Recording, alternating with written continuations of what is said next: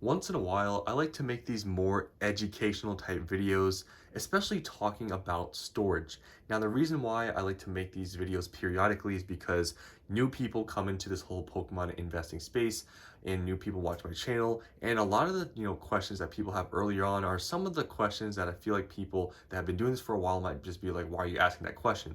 But a lot of people have questions about storage a lot of the time when you're new to investing. So I just like to make these videos. Yes, they're sort of redundant. If you watch my past videos, you can definitely, like, it's basically the same thing I'm going to say here, but those videos always don't get pushed into the algorithm. So I just like to make new videos once in a while to talk about storage. And specifically, I'm talking about booster boxes because booster boxes usually are going to be the main things you're investing into. So, when you're new to Pokemon investing, you have a lot of questions, right? And a major one I always see get brought up in a lot of places is storage.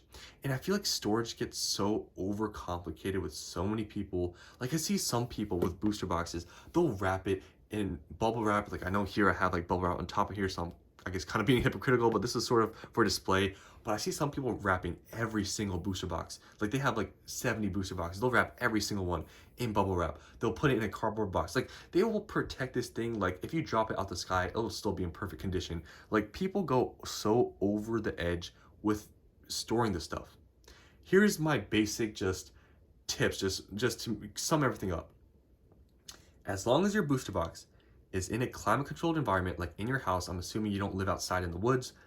If it's inside of a house where there's AC heating and it's, not in direct sunlight and it's not in a basement where things can flood, you're fine.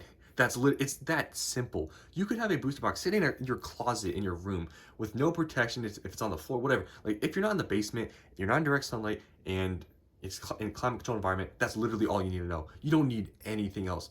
You know how many booster boxes that are old, like base set booster boxes and all these other old boxes that were literally just sitting in people's closets, not protected and just sitting there? Like, it's not complicated. This stuff isn't super fragile unless you put it in direct sunlight, unless you put it in a garage in a humid area. Like it's kind of common sense. It's like this stuff is not rocket science. It's cardboard. Like it really is that easy.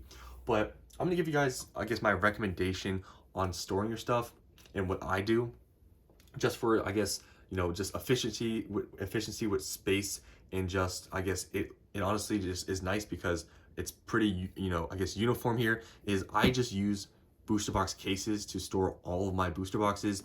Now, some of you guys have asked in the past, like, how do you even get these cases? Well, there's a few ways.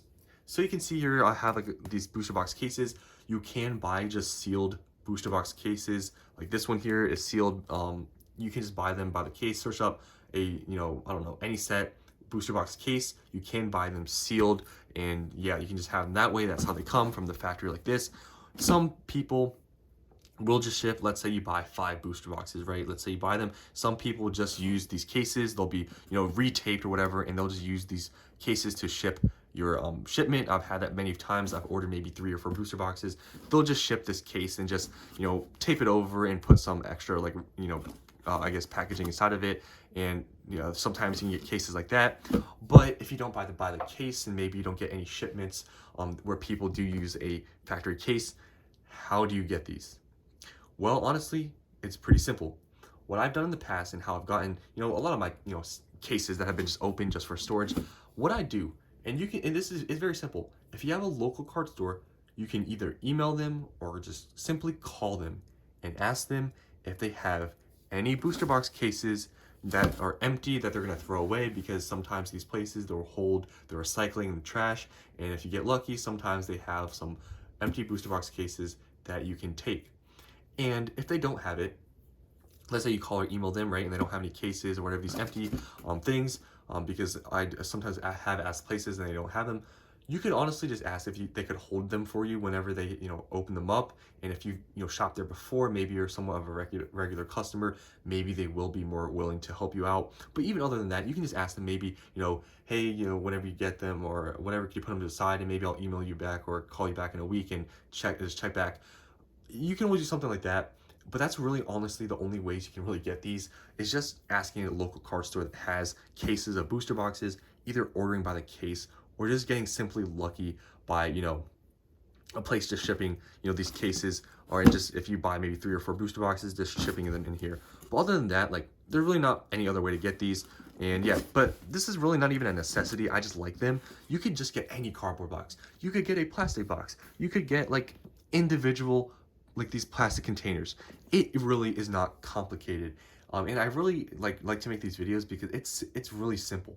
Like, people get silica gel packets. Like, you literally, like, unless you live in some extreme climate, guys, you don't really got to do any of that. And I know there's also like acrylic booster box cases. I have one. I don't have it right next to me.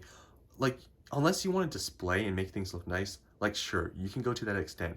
But if you're simply just trying to put these in your closet or and just hold on to it for investing purposes, you don't have to do anything. You could literally, like, as long as, I will say one thing though, don't put booster boxes on like a wire rack or any of your products, like that sort of thing, especially if you're stacking up and you're adding weight. I will say don't do that. But other than, like, it's guys, it's common sense. It's literally, it's just storing stuff. Just use a little bit of your brain cells, and you'll be fine. It's not rocket science. I literally put all my boxes in cardboard boxes, and that's it. It's really not rocket science, but I do like to make these videos once in a while, especially for new people, to tell you guys it's not difficult. All these people doing these extreme things, especially if you go online and you ask people for all these tips on what to do, people will tell you, buy this acrylic case, do this, do that. Like, you really don't got to do most of those things unless you live in some extreme place where the weather's crazy. I mean, if you live in a normal kind of environment, like, it's really not that crazy.